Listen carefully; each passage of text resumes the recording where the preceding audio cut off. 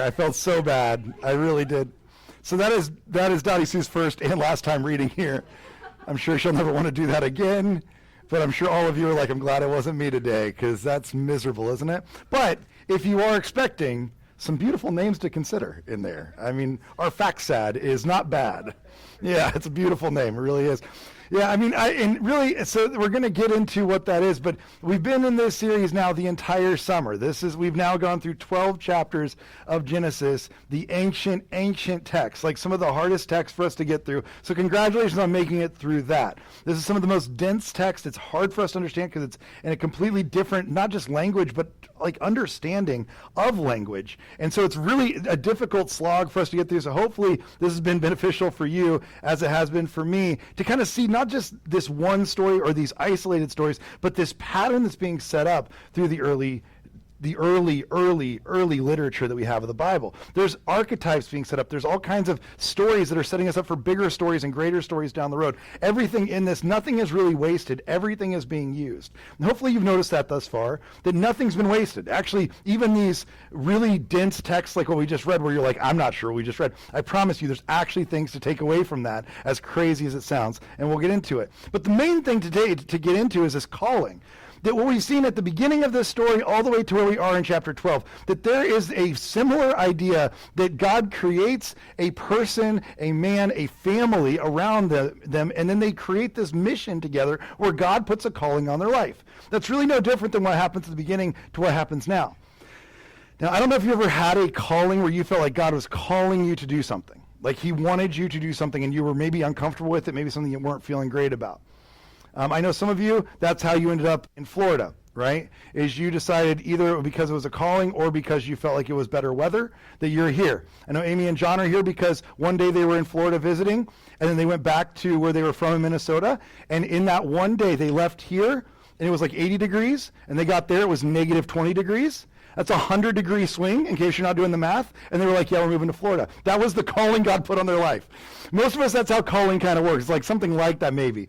I know for me and Marie, I've shared this story before. This is the story you do know. Later I'll tell you maybe the story you don't know.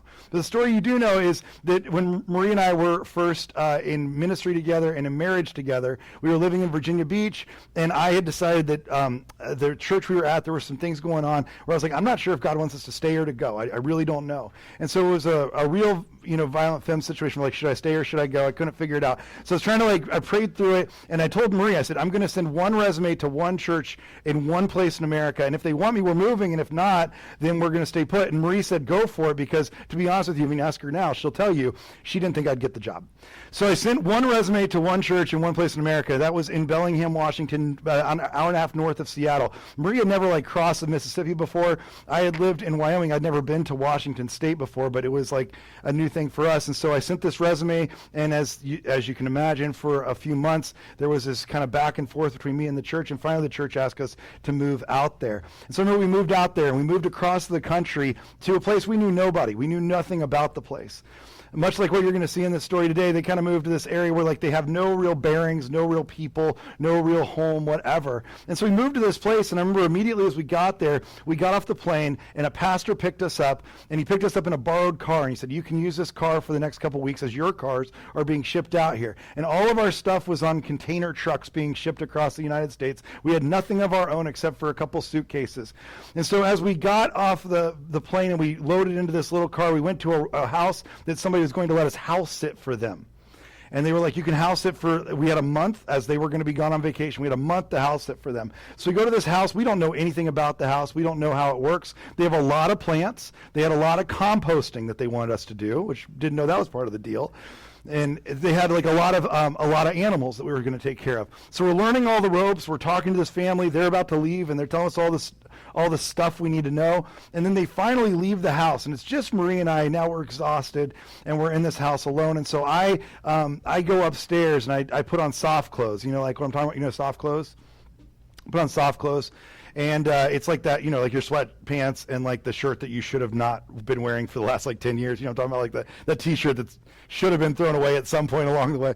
And so I put on clothes. I come back downstairs, and I remember the Summer Olympics were on, and Marie's watching the Summer Olympics with just a glazed over expression. She's not watching anything. And I came downstairs, and I said, I looked at her, and I said, Marie, and I did the smartest thing I've ever done in our marriage, honestly. I sat down next to her on the couch, and I said, Marie, I won't say a word, but if you want to, I'm just going to let you cry. And I barely got the words out. And she just started. Like, it just happens. And I don't know how you do that. Because I have something wrong with me. And I don't think it's my tear ducts. I think it's something wrong internally where I don't cry. I've tried. I've wanted to. I have nothing against it. I can't do it. Now, if somebody's chopping onions, like the ducts work. I know they work. But I can't get them to do anything on demand with, like, emotions. They just don't work that way. But hers, active, very active. Crying response. She is crying immediately. And it's not just like the pretty crying. It's not good stuff, because we had moved out there based on what we'd seen on a medical documentary about Seattle. The medical documentary is called Grey's Anatomy. I don't know if you ever heard of it. So we moved out there thinking that was what it's like. And people cry on that show all the time, but they're very pretty when they cry. This was not Grey's Anatomy crying. It was like a whole other kind of crying. It was like snot coming out and bubbles and stuff, you know what I'm talking about? And she's snotting out all over me, and she's crying.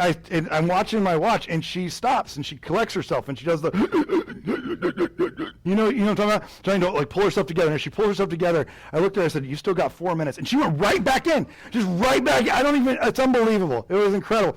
And she cried it out, and she did the whole thing. And then she told me to go burn my shirt, And as I watched that, like, it's one of those things where if you've ever been in that situation, you know what this feels like. Calling, if you feel like you've been called to something, generally it's not something that is easy. Generally, calling is something that's hard. And I want to set this up for just a second on what calling looks like before we get into the story of Abraham, because his calling is one of the first we see in the Bible in the way we do. But it's important for us to understand what calling is. Walter Brueggemann would write about calling. He says, the call of God is a call for a dangerous departure from the presumed world of norms and security. It's going to take us out of our comfort zone. The call of God is not one that will make us more comfortable. It's generally one that will make us less. That's what the call of God looks like. And we have to set that up to understand this, because I don't know how to tell us this in a nice way, because this is not very America-friendly. But the call of God has very little to do with you. And I know that sucks, because we like to be the center of everything. But it turns out when God, the kingdom of God, the way God works, the call that God puts on our lives generally has a lot more to do with him and a lot less to do with us. From the beginning, we've been seeing this, right, in calling, and the way that God sets up this pattern of things, is that he is the one with the life, and we are just the vessels of that life, right? The call of God comes to us, and it is like what Jesus would later describe, right, where he talks about seeds. Remember, he tells the parable of this sower who goes out and he throws out seeds? And the question is, what kind of soil does it fall on? But is the soil where the life comes from? No. The life is in the seeds, right? The seeds are what contain the life. You could not just make a really good pot of soil and it will then just create life without a seed being put into it, right?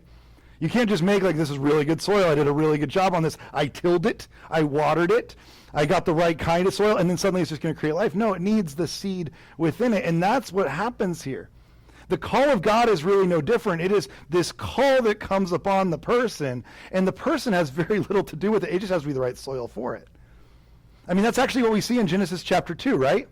When God is creating, what does it say? Then the Lord God formed a man from the what? The dust of the ground. He's just the soil.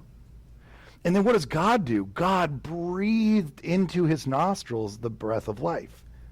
And which one made him a living being? Was it because he had so much good dirt? Or was it because there was a breath of life that made him into a living being? And this is what God does, is he does this, and then he creates this pattern where he says, now I'm going to bless this, right? So in Genesis 1, what does he do right after he creates man? He says, then God tells them, be fruitful and increase in number. You've heard this a million times, the Genesis mandate. Fill the earth, subdue it, rule over the fish in the sea and the birds in the sky and over every living creature that moves along the ground. This is the mandate he puts upon man because of the blessing he's given, because he has given this seed to them, this call upon their lives. Now, what we've seen is this has happened, but through this series, you've probably noticed that we've been following a couple different things. We've been following, first of all, bloodlines, and secondly, storylines. And the bloodlines have not always gone great when it comes to this, right? Remember we looked at, in Genesis chapter 3, there's that moment where you had the garden and you had everything that was going right, but then the serpent comes and suddenly sin enters into the world. And when sin enters into the world, we had that division, that chasm of the lines, remember? And so we had one side of the lines that was going to be from the seed of the serpent. We had Cain, and then it turned into Lamech, who was kind of this pinnacle, the seventh generation of what happened there. And Lamech then has his own sons of God, as he calls them. And this wickedness comes, and from Lamech's line is where we get the flood. All the people on the earth, all the things that have happened to that point. But on the other side of the line, we saw Eve, and Eve then has a third son, because Cain has now killed Abel, so she has a third son named Seth, and we see this start of a redemption arc. Seth then has a child named Enosh who has Enoch, and Enoch gives birth to a guy named Noah, and Noah is the one who builds this ark, and they survive this flood together. And then he has a son named Shem, and Shem has this young man that we see in this story named Abraham. You saw this happen through the lines. But if you notice in those lines, it gets real messy real fast, doesn't it? It's not the bloodlines only, it's the storyline. Because in this story, hopefully you've noticed that God has started this pattern over and over. He does this pattern where there's going to be a blessing, then there's going to be sin, though, that's going to get in the way of the blessing, and then there will be redemption. Remember when we started this whole thing, when we started going through this, we saw at the beginning that God created the garden. In the garden there was this perfection. And there was going to be good things because he created this blessing that he was going to give all mankind. Right? And if you look at the series of events that happen from there, the series of events go kind of in this order where you have 7 different things that will happen. You have this garden, then you're going to have, here it is, pattern of grace. You have a creation and a fall. And again, I'll send this in the email tomorrow if you can't see it right now. But you see, God's blessing is that it's going to be very good. But then there's a human sin. There's fruit that's taken that was not the sin that was sinful. Then you have God's redemption, the garments of skin. Remember, he comes and he clothes them again, and then he gives them this promised seed, this new line. And then Cain and Abel come along, and they bring offerings. God blesses an offering. He blesses the offering. But Cain goes and kills Abel. And then he says there's a mark of mercy, though, on Cain. Even though Cain kills Abel, remember God says, but you will not lay a hand on Cain. He still blesses him. Then Lamech shows up, and he creates music and metal and hurting, all kinds of things. And he creates a city for himself, and he has 7-fold vengeance. But then God's redemption is that there's a son named Seth that's born, and everything is set back to rights. Then there's going to be God's blessing. There's the flood. Remember, the flood comes, and it fills the earth. And there's every heart that's evil is now gone, so we think. And the ark separates those things, and God lays down his bow. Remember this? He lays down his bow and says, we're not doing that again. There's redemption within it. But we think, and you'd think that was it. We did it. All the bad guys are gone. All the good people are here. And then we see that Noah has his own problems. Remember, Noah goes, and what does he do? He plants a new garden.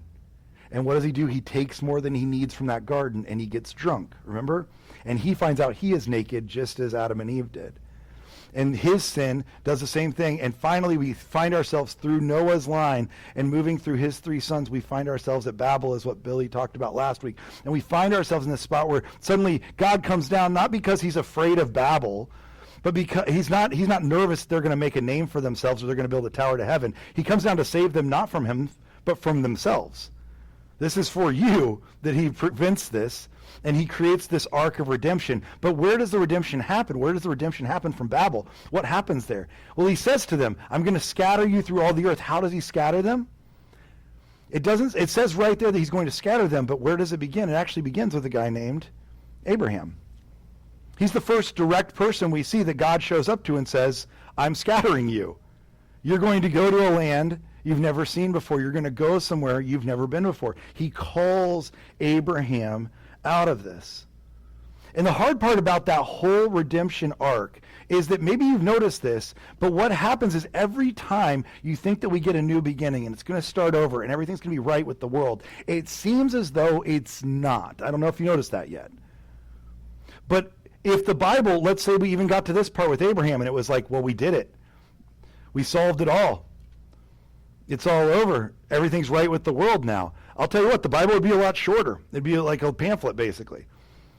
Turns out there's like still this issue going on in all of humanity that the problem is it seems as though it doesn't matter the place they're in or the circumstances they're in. It seems to be as though the problem is not the place, but the problem is the people. Have you noticed this? Like the human heart still has something in it that is just broken. And you can't seem to take that out of the person. God tries a flood. God tries new lines of humanity. God tries rebuilding everything. And yet every time he does, it seems as though the pattern's still there. Why? Because people are still there. I remember I was watching an interview not long ago with this guy. You may have heard of him. His name's Elon Musk. And I'm really thrilled about him in a lot of ways. And I was watching this interview because he was talking about why he wants to take and colonize Mars, like why he's so set on this. And he said, I want to colonize Mars because people on Earth, and his word was, they've become evil. They've become bad people, in his opinion. He said, there's too much in our DNA and in our mindsets that is about, these different isms. He was big on that we all have the communism or the socialism or the whatever thread in us. It is interesting. He never mentioned capitalism because I think he's winning at that one. So I think he wanted to keep that one quiet. But he was a little bit afraid of like all the other isms we've got in us. And he was like, that's why I want to take people to Mars, is because then they won't have that in them. Now he said, though, that he then talked to another guy named Peter Thiel, and that Peter Thiel talked him off of this ledge and basically said, but if you take people to Mars, you're still going to have people. And he said that made him realize that they would not be able to colonize Mars and necessarily fix all that's wrong with humanity, which is shocking. I'm so glad we have a man that's that wise with that much money. I think we should give him more to be in charge of with that wisdom. It's like, man, you could just like read the Bible and figure this out. We got 12 chapters in. We know that this is the way humans work. And I think about it, that is true, though, isn't it? Like, if we were going to do something like this, every time you want to move people out of the place, you realize the heart of the person is still there. How many of you have had the friend who came to you and was like, you know what, my family, we need to move out of this city. We need to move somewhere else because it's my boss. My boss is the worst. My job's the worst. My family here's the worst, whatever it is. And they go to the next place and they're just as miserable. And you're like, is it because you moved with you? That's probably what it is. That's probably what it was, huh? It wasn't your boss or your people or your job or the city or whatever. Turns out you were kind of miserable. Maybe it was you, I don't think the place matters. I think people are just, this is what we realize about ourselves and about others. There's just a brokenness within it. I watched my Oliver turns 14 today, and yesterday I took him and a bunch of teenage boys to an arcade, which is a fun day. It was super fun. It cost me like $800, and they got like 3 squirt guns out of it or something, with their tickets or whatever. Like, I'm so glad. This was a good trade. This was worthwhile. And we're there, and I'm watching as I'm turning my son into a degenerate gambler, to be honest with you. Like, I can see it in him already that him and his buddies are just trying to figure out, like, how do we get the most tickets out of every machine here and how we maximize this. I'm not exaggerating when I say they had math. Like, they had done math. For the first time in his life, he had done math. And he had figured out we need to get there, like the ball drop happens here, so I need to hit the button here. I need to count 4 seconds. If I keep my finger here at the right time, I'll hit the button. And we need this many of the balls to drop in this many containers. There's 15 containers. We need 50 balls. It's going to be 4 balls per container as it goes around in 30 seconds. And I was like, there's no way you did that math. There's no way that just happened. And I was watching him, I was like, oh boy, because you know what I'm saying? Like, you watch him in that place and you're like, this is basically just a kid's casino. And the worst part is the house always wins. This time, though, they won my money, not his. And that's the worst part, is that I'm the sucker who got taken for a ride. So I was like, just put it all on red, buddy. Just put it all on red. And so I'm watching this whole thing happen, and you realize, like, this is the heart of the person, right? It doesn't matter what the place is. I mean, and I mean, I don't know if you've experienced this with people. I can't tell you. I have a lot of people in my life who you watch them and they do everything externally right. They're so afraid of the world around them.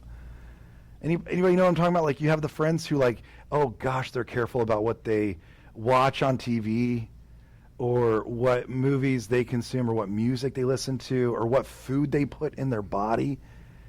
And maybe with their kids or whatever, they shelter things a lot, or they're really cautious with all these things, right? You know what I'm talking about?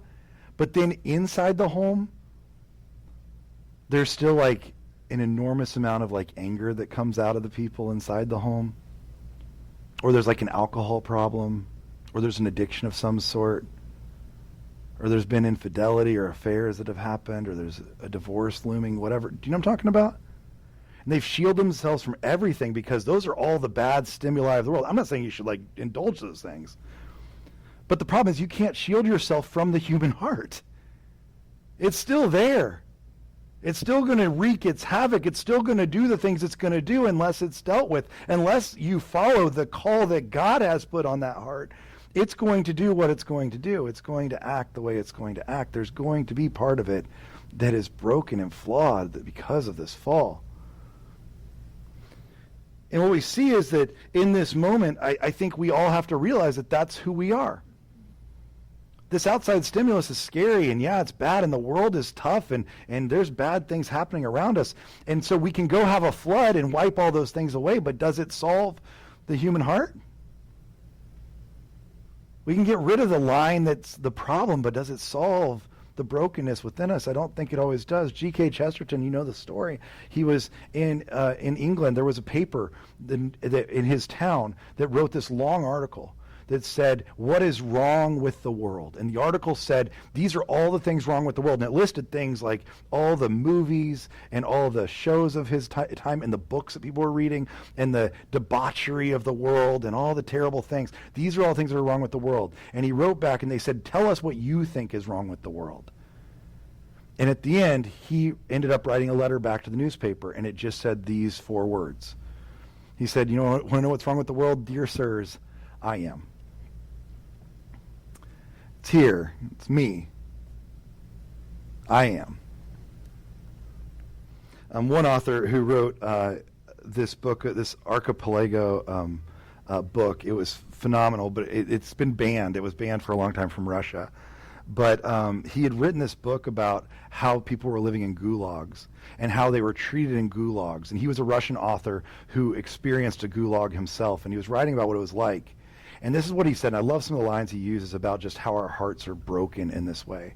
He says, if only it were so simple, if only there were evil people somewhere insidiously committing evil deeds, like if it was just all evil people in one camp, and it were necessary only to separate them from the rest of us, and just destroy the bad guys. If it was just that simple, wouldn't that be great? If you could just get all the bad guys out and only the good people stuck around? But the line, this is a great line, but the line dividing good and evil cuts through the human heart of every human being. The line of good and evil is not out there, it's in here. And who is willing to destroy a piece of his own heart? He said, during the life of any heart, this line keeps changing places. Sometimes it's squeezed one way by exuberant evil. Sometimes it shifts to allow enough space for good to flourish. One and the same human being is, at various ages, under various circumstances, a totally different human being. At times he is close to being the devil, at times close to sainthood. But his name doesn't change, and to that name we ascribe the whole lot, both good and evil. It exists within each one of us. And if you haven't noticed yet in this story, we've really been doing for, and I don't know the show, but those of you that are HBO fans, we've really been going eastbound and down. Because we continue to move east from the Garden of Eden, constantly moving east, but also we're not getting better. The story has not necessarily improved. We're not doing better than we were. Redemption is always at hand, and God is always redeeming what has been broken, but we're constantly breaking things.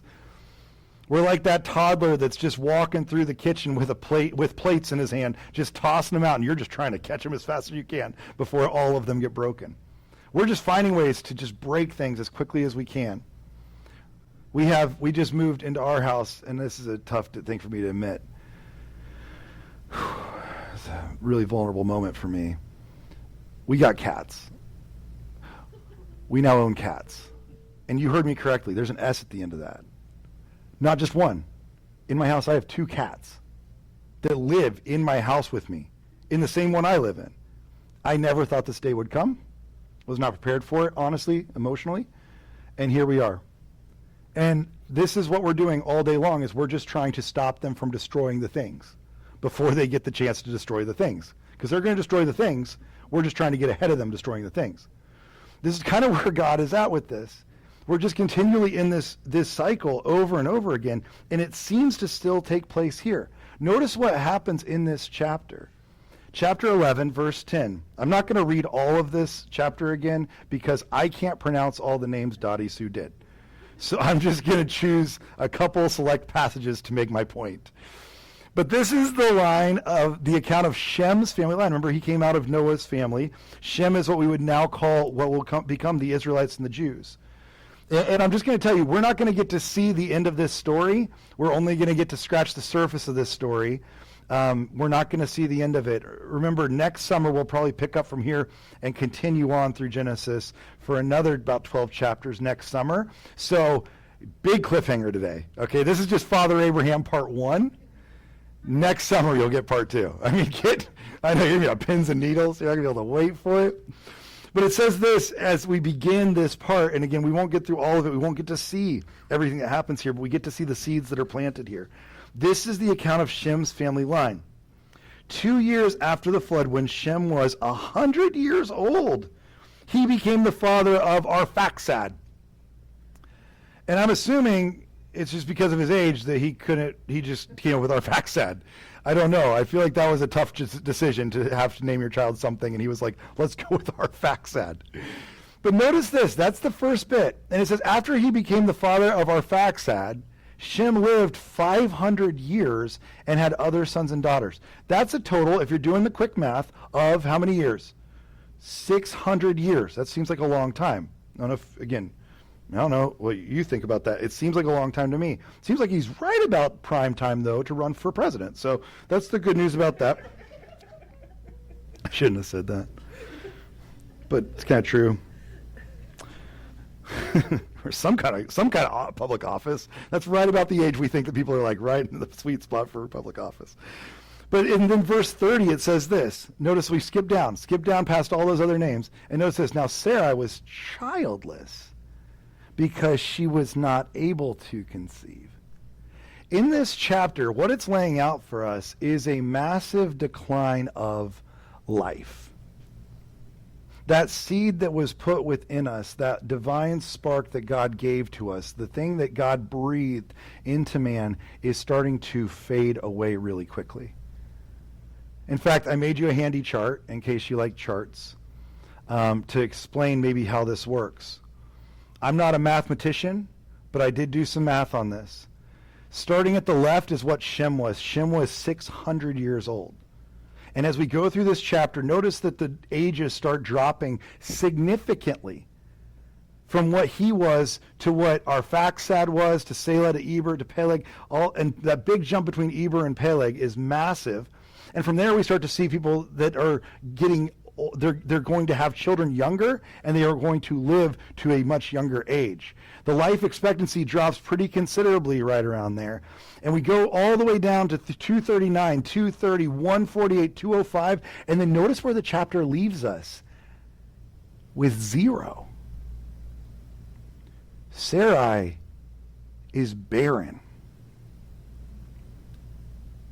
There is no life, is what they're trying to tell us. We've gone from significant amounts of life all the way down to nothing. Nothing's left. Sarai was childless. Now, I do want to just put this out there really quickly. This is why people believe, if you read like in the New Testament a lot, or other parts of the Old Testament, you'll see, right? There's that idea that if a woman is childless, that she's cursed, essentially. There's a curse there, or that God cursed her, or that God's mad at her, he's angry at her. And this is where this comes from, just so you know, because this would be part of the curse, right? The curse that God puts on mankind. There is a death to us, and so this is part of the curse, is what this is showing. That this would be the opposite of life is what would happen there. You are not bringing life into the world, because the life is the blessing, right? Remember, again, Genesis 1, verse 28 is where God blesses them, and he says, be fruitful and multiply. That's the blessing. So the curse would be the opposite, right? Now, it's bad theology to think that any woman who cannot have children is cursed. That is bad theology. Again, we live in a world where we believe that Jesus has, first of all, broken those curses. So therefore, we do not live under a curse, first of all. And in the church especially, we do not live under that curse. That's why we do not believe, is what it says in Genesis chapter 3 also, about the man should rule over the woman necessarily the same way it says, because that's not how the curse works afterwards. That's bad theology to stay in that. That's also why we don't believe in the curse of Ham, where it says that Ham will be a servant to the other brothers, and that whole idea that we talked about a couple weeks ago, because the curse has been broken. We don't live under that anymore. There is no slavery. There's no slave, there's no slave, no Jew, nobody that's free, no Greek, whatever. None of those things. Those are all now washed out the window. Those are all things we've been holding on to. So I want to just be clear, that's where this comes from. But this isn't telling us about a curse on her. That's not what's happening here. It doesn't say that God cursed her. She's done nothing wrong. What has Sarai done? Have we seen anything yet that's proven to us that God's really angry at her? No. This isn't about a curse on Sarai. This is about the condition of the human race. That we are now a people who have lost the ability of life. We do not look for life anymore. We are a people of death. We no longer are people who are living into the blessing that what God's given us. This is about our condition more than it's about her condition. That's what this is about. And so what happens here is we start to move into what I would say is kind of three different things that will happen here. When we find ourselves in this position, we find ourselves at a spot where we are in despair, which moves us into desperation, and ultimately will move us into danger. Let's talk about that for just a second. When we find ourselves like this, because I don't know if you've ever experienced that type of life where you feel like you are just at the end of your rope. Sarai, in this moment, would be living in a desperate moment, unable to conceive, unable to be part of this blessing in the way that she would like to be. And that's all of us at some level. That desperation becomes real. I've shared before in here, for years, Marie and I walked through infertility together. And I'll be honest, I've not carried nearly the burden she did, but I will tell you, coming home month after month after month to your wife just as a puddle on the floor, as she would be in tears just laying in a bathroom with another negative test, over and over again, it does something to you. And despair becomes a real thing that we live in.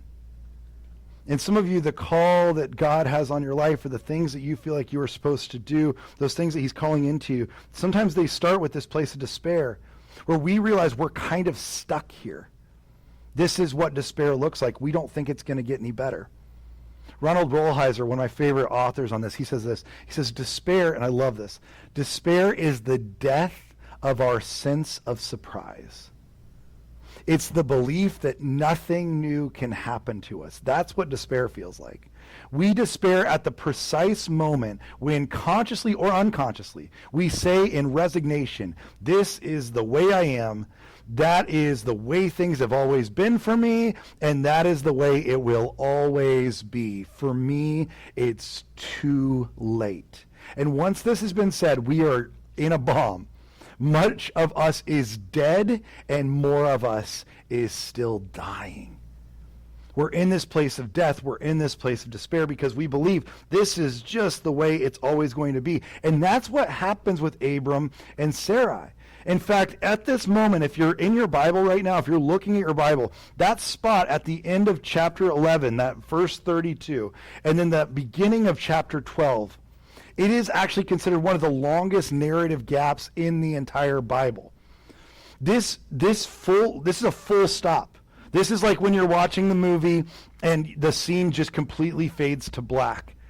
And you're like, are they coming back? Is it over? Is this it? This is like when your favorite band stops playing at the end of the show and you're like, do we have to do the encore thing or not? I don't know if I want to stand here much longer. I'm getting to that age where the encores are not what they used to be. Anybody else? You're like, let's just do this show. Let's just get the show over with. We all have places to be. Parking's going to be a mess on the way out. I don't have time for this right now. Like, it's that time where the lights go down. You're kind of sitting there like, are we going to keep going or not?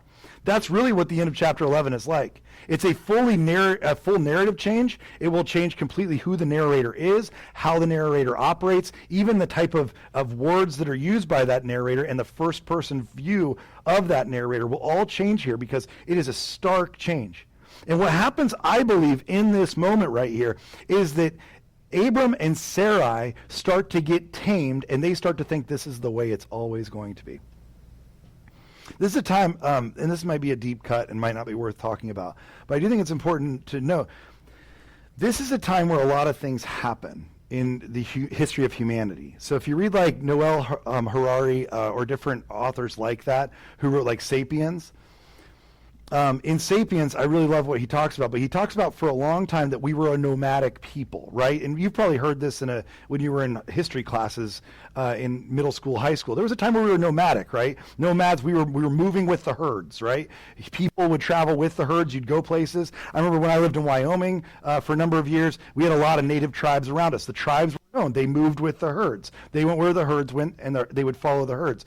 That's kind of how we operated for a long time as mankind. We were very nomadic. That's why we have very bad record keeping of this time, is because people didn't sit down long enough to write things down. They didn't have cave walls where they were going to come back to that cave. They were just nomadic. They were moving with the animals as the animals provided. But then something happened right around this time in humanity where land, most people believe, we started to live off the land. We learned how to farm the land. And what happened is not that we tamed the land, but that the land tamed us. And we started thinking, like, let's just stay here. Let's make a homestead. This is where we belong. This is our place. These are our people. We started becoming more tribal. Notice that after Tower of Babel, right? What happened in Babel? They came together. They made a place for themselves. They wanted to stay put. They didn't want to keep moving. They wanted a place. Abram would be no different. He wanted his own spot. He wanted his own place because he knew his people. He knew the place he was in. He was tamed by the land. He probably stayed there. In fact, at this time, it was believed that gods did not go other places. In fact, your land had its own god, and that god was just the god of that plot of land in that area. Gods were not known to be national or international. They were known to be very regional, and they stayed with you wherever you were. That's how gods worked. And so Abraham is setting up this land saying, this is where I'm going to belong. This is where I'm going to stay. This is what it's always going to look like. But it turns out that even while he stayed there for a very long time, God had different plans. Abraham has been there so long, in fact, and he's been withering away for so long that in the book of Romans, when Paul writes about Abraham, this is what Paul says about Abraham. Without weakening his faith, speaking of Abraham, he faced the fact that his body was as good as dead. Now that's hurtful. That's a mean thing to say. Thousands of years later, for Paul to be like he was as good as dead. I spoke at a conference not long ago for some college students. I made a joke about being an elder millennial. I had a kid call me back to my face, not an elder millennial. She called me a geriatric millennial. And that's not necessary. It hurt my heart. Hurt my hip, if I'm being honest, too. And like other joints were hurtful after that, too. It just was not nice. For Paul to say that Abram was as good as dead, that's where he believed he was. And it's not just about him being dead in a physical sense. It is spiritually. He thought this was it. He was in a place of despair, saying, I don't think there's anything else out there for us. And he goes on to say, and Sarai, her womb was barren. There was no life. Her womb was also dead. There was nothing there for them. They were in this place of being in despair. And what that turns us into is it turns us into people who become desperate. And the desperation can be a good thing. I was at a conference just this week I was talking with Denise about this earlier. I was at a conference this week with a guy, the nonprofit I work with, we do suicide prevention Christian, and we do substance abuse mental health for a lot of different areas in Florida. And we're doing suicide prevention summits this week, mostly for first responders. And if you don't know, first responders themselves are more likely to die by suicide than they are to die in the line of duty. And it's a pretty significant situation. And so we brought in a speaker, and his name's Kevin Briggs, and he's known as the guardian of the Golden Gate. His job was to patrol the Golden Gate Bridge every day and to talk people literally off the ledge. And that was what his job was every day. And he was talking, we got to talking after one of the sessions, and he and I had some time together, and I asked him, I said, it's interesting to me the way you talk, because when you talk to these people, they're in the most desperate situation of their lives, but you don't seem to pull any punches. Tell me about that. He said, what do you mean? I said, when you talk to them, he was telling us the stories of how he would talk to them, and he didn't sugarcoat anything.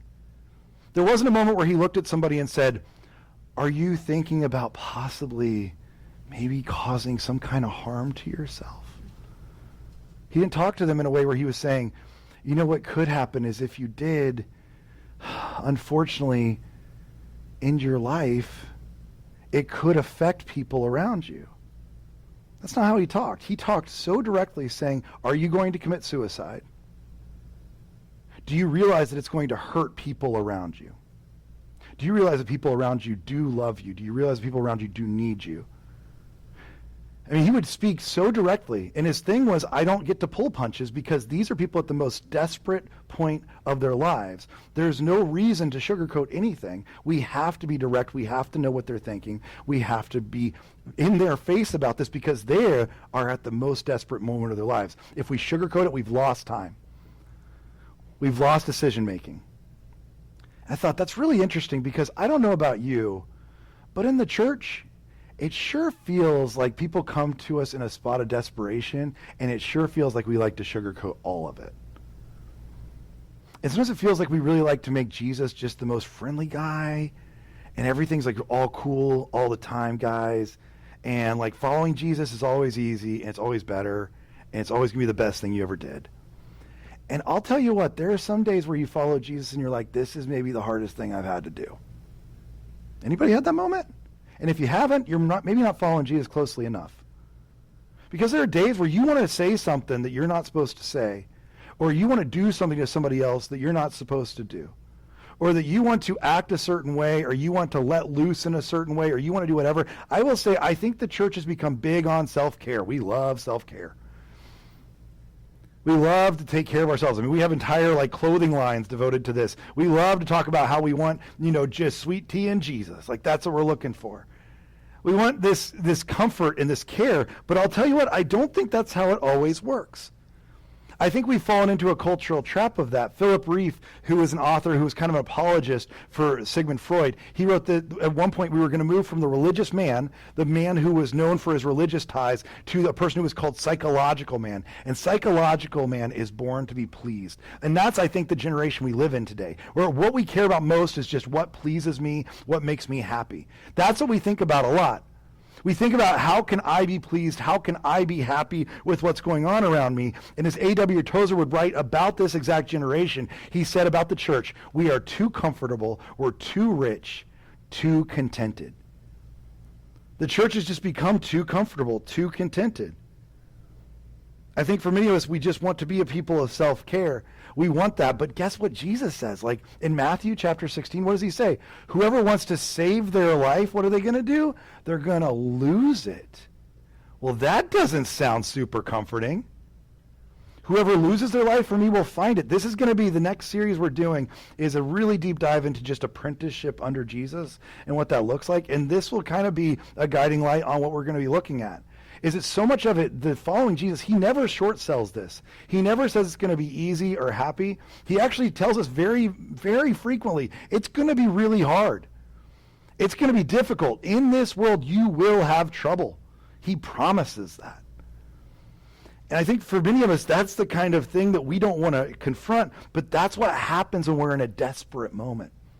We need honesty. We need to move forward, because the next thing that happens to Abram is absolutely dangerous.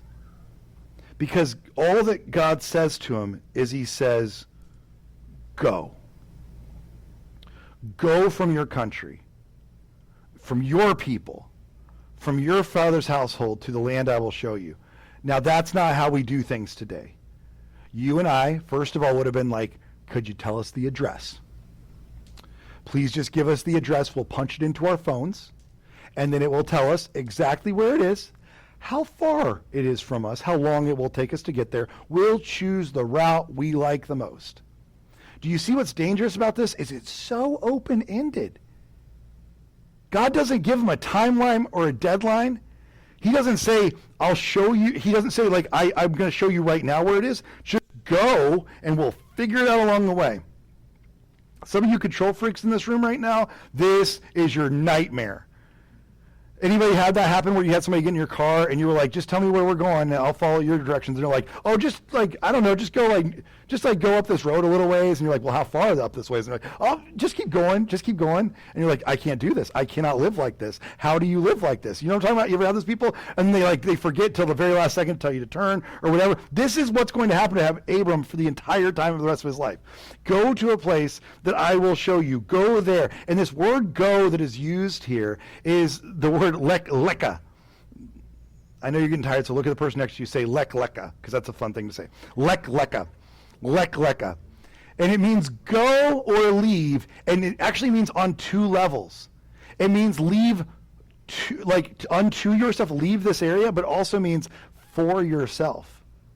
Like internally. This is for you as much as it's from you. This isn't just you leaving from something. It's for something to happen within you. The only two times this command of go is used, by the way, is here and also when Abram is told to go to the mountain with his son Isaac to sacrifice him. Those are the only two times he's told, because it's an inward journey as well as an external journey. And God says, go, leka, you have to go. You have to move. And biblically, this is what happens to us. This is what you see more often. This is how God operates. This is Jesus telling people, throw down your nets and follow me. Leave your family behind and come and follow me. You're going to lose your life to gain it, and come follow me. That's what this looks like biblically over and over and over again. And so we see in chapter 12, verse 1, we see that he says, go from your country, your people, and your father's household to the place that I will show you. Because there's going to be this struggle that you're going to have the entire time. And the longer I don't know about you, the longer I follow Jesus, the more I've realized that it is a struggle. It's going to be a struggle. It's going to be hard for us because it's not the way that our heart is naturally wired sometimes to follow Jesus. There's going to be a struggle in it. It's going to be harder for us than we want to admit.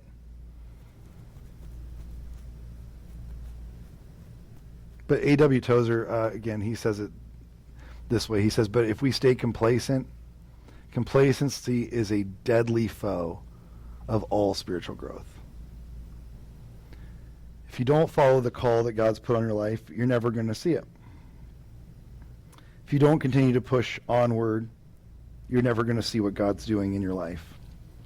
And so God calls Abram and he gives him these 5 blessings. In that next section, it says that he says to Abram, notice this, he says, I will make you great, I will bless you, I will make your name great, you will be a blessing. I will bless those who bless you and curse those who curse you, and all people on earth will be blessed because of you. Real quick, just so you can see the 5 blessings that he lays out and what they matter. This is the word blessing. It's baraka. And these are the blessings that he lays out. This is a blessing for Abram. These are the gifts he's giving to him. The first one he gives to Abram, he gives him 5 different blessings that he wants him to know about. The first is the land. Notice that this is him reconciling us with the land that we had a curse against. There was a curse in Genesis 3. He's reconciling that land with Abram. Secondly, he says that he'll make him a great nation. Notice that this was once a barren womb. There was going to be a barren womb here. Life was over, but no, he's going to be a great nation. Third, he says that I'm going to make you a blessing. Not only will I bless you, but you will be a blessing to others. He says, which is the opposite of the curse in general, but then he says, I'm going to make a name that is great for you. You're going to have a great name. This is the opposite of what we saw in Babel. What did they say in Babel? We will make a name for ourselves. But God says, no, I will make your name great. I will do it. Fifth, he says that you will be a blessing for all people. All families of all the earth will be blessed. You will be blessed through this. It's interesting because he doesn't just say that he will be blessed. God's not just saying it's for Abraham, it's for everyone. This is a blessing to be blessed. In fact, the word that's used here to understand the blessing, the saying that you will be a blessing, is a word that only shows up a few times. But it's this word weye, and weye means to be or to become a blessing. That Abram is not just going to be blessed for himself, but he will become a blessing to those around him. This is for him and for those that will come long after him. And what's interesting to me, in those 5 blessings,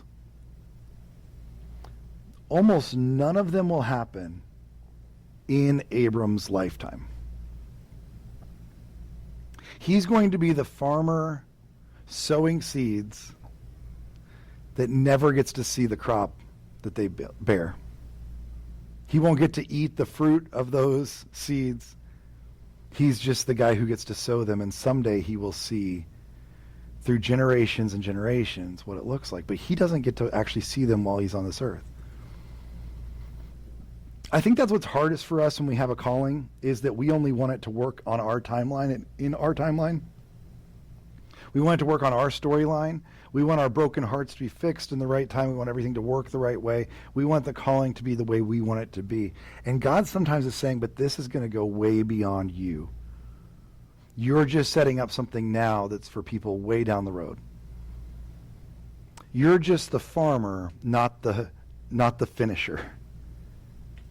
I don't know about you, like if you ever had to do that where you put down seed, or you start to do these things where you put down these seeds and you think, but I'll probably never get to see the end of this.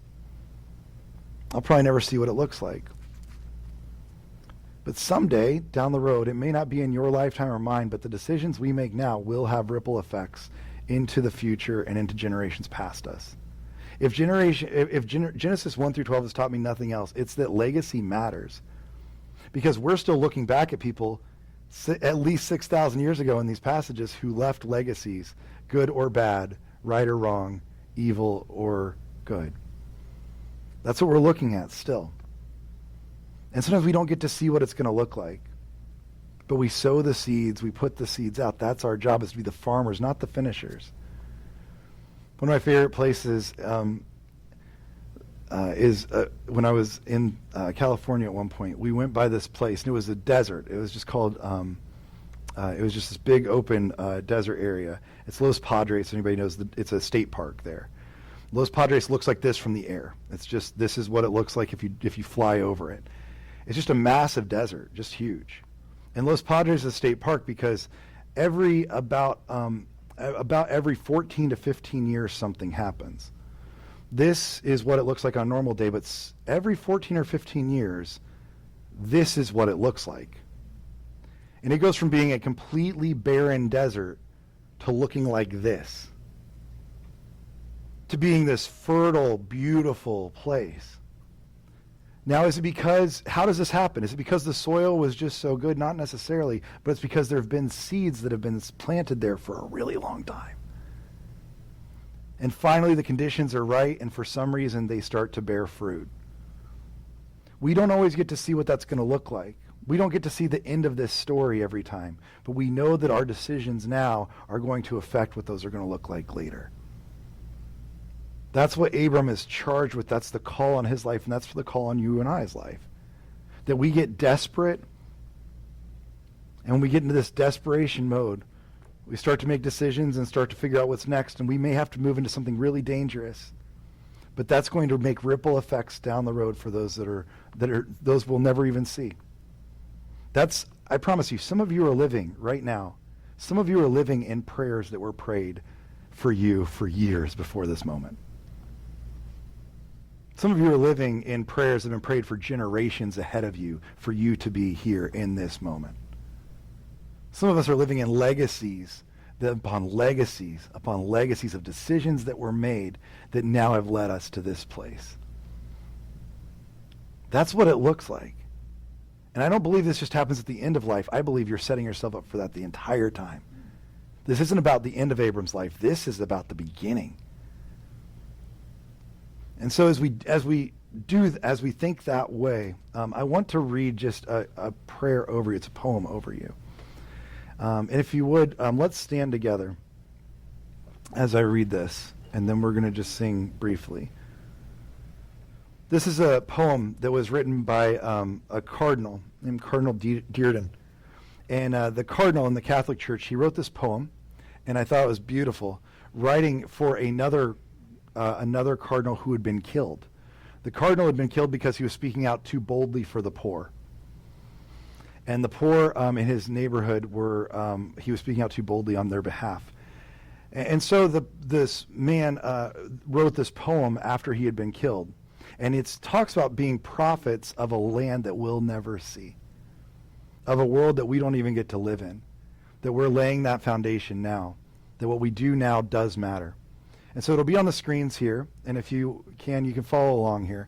But I want to just read this over you, and then we'll pray and we'll sing. But this is what they wrote for this eulogy. Oh, you don't have it? Oh, then I'll read it. Let me find my...